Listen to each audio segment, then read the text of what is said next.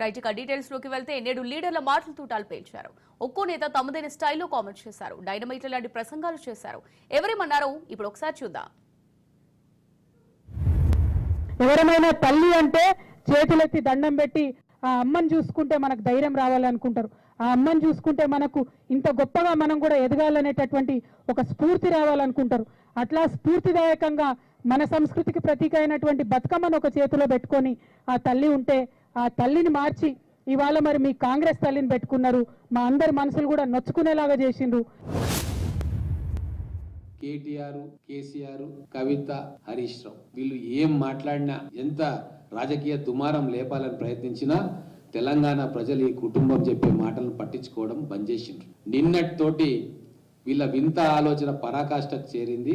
వీళ్ళకి ఏమైనా ఉన్మాదులైనరా వీళ్ళు అని చెప్పి ఈరోజు బయట ప్రజలు చర్చ పెడతా ఉన్నారు.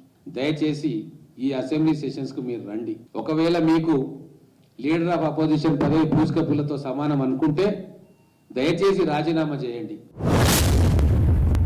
భౌతికంగా దాడులు చేయడం, ఈడ్చి పారేయడం, వాళ్ళేదో వస్తువులు అన్నట్టుగా తీసి ఈడ్చి వ్యాన్లలో కుక్కడం ఇంకా దుర్మార్గం. ఒక దుశ్శాసన పర్వం కూడా నిన్న మనందరం కూడా చూసినాం.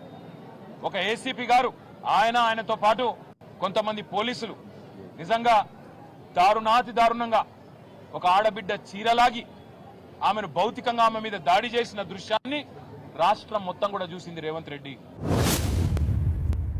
హైదరాబాద్ని నాశనం చేసి, హైదరాబాద్ రియల్ ఎస్టేట్ నాశనం చేసి ఏ ప్రాంతంని పెంచదలుచుకున్నాడు రేవంత్? హైదరాబాద్ మీద ఎందుకు బుడుబుటాని సబటాజ్ ఎందుకు? నేను వెనుక ఉన్న మర్మమేంది?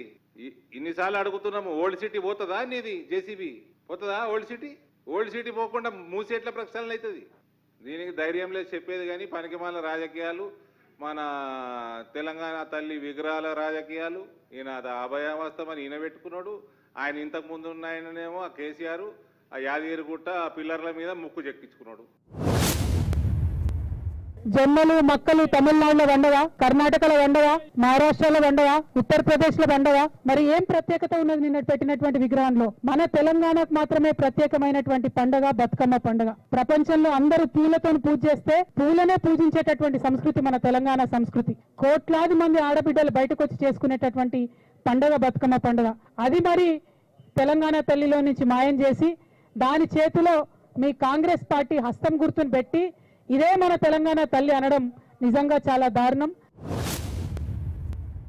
అవగాహన లేని మాజీ ముఖ్యమంత్రి ఏయో పప్పు ఉప్పు అని మాట్లాడుతూ ఉన్నారు. తుప్పు లెగిసిపోయింది ఆయనకి. 11 సీట్లు మళ్ళీ అగ్రెసివ్ వర్డ్స్ వైనాట్ 175 అని, నా ఎంట్రుకు కూడా పీకలేరని చాలా సందర్భాల్లో ఆయన మాట్లాడారు. మరి ఎంటుగా ప్రజలే పీకారు, 11 ఎంటుకలు మిగిల్చారు. ఇంకా 11 ఎంటుకలు కూడా ఆయన పీక్కునే పరిస్థితి, మతి స్థిమితం లేక.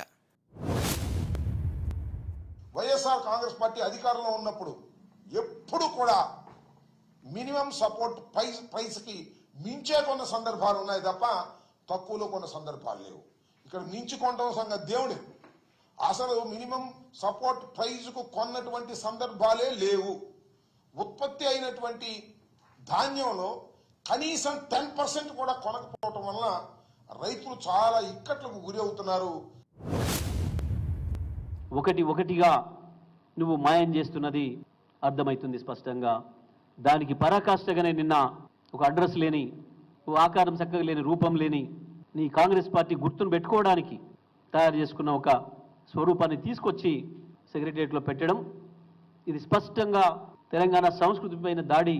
ఇది కేవలం నీ సమైక్యాంధ్ర భాషల్ని సంతోషపరచడం కొరకు మాత్రమే చేసిన ప్రయత్నం తప్ప ఇంకొకటి కాదు. తస్మాత్ జాగ్రత్త. మచ్చలేని కుటుంబం మాది. నీతి నిజాయితీకి మారుపేరైనటువంటి మా జన్మమైన వంశం పైన, మా కుటుంబం పైన ఈ విధంగా అవాకులు చెవకులు పేరుతావని చెప్పి అనేక సందర్భాలను విమర్శించింది. అడ్డంగా దొరికిపోయిన దొంగలాగా నిలబడ్డ నీవు ఇప్పుడు ఏం సమాధానం చెప్తావు అని అడుగుతున్నా. ఆఖరికి నీ ఎమ్మెల్యే పదవి నిలబెట్టుకోవడానికి కోర్టులను కూడా అడ్డదిడ్డంగా నీ వాదన వినిపిస్తూ కోర్టులను కూడా తప్పుదో పట్టించినావు. అందుకే కదా నీకు నిన్న 30 లక్షల రూపాయల పెనాల్టీ వేసింది.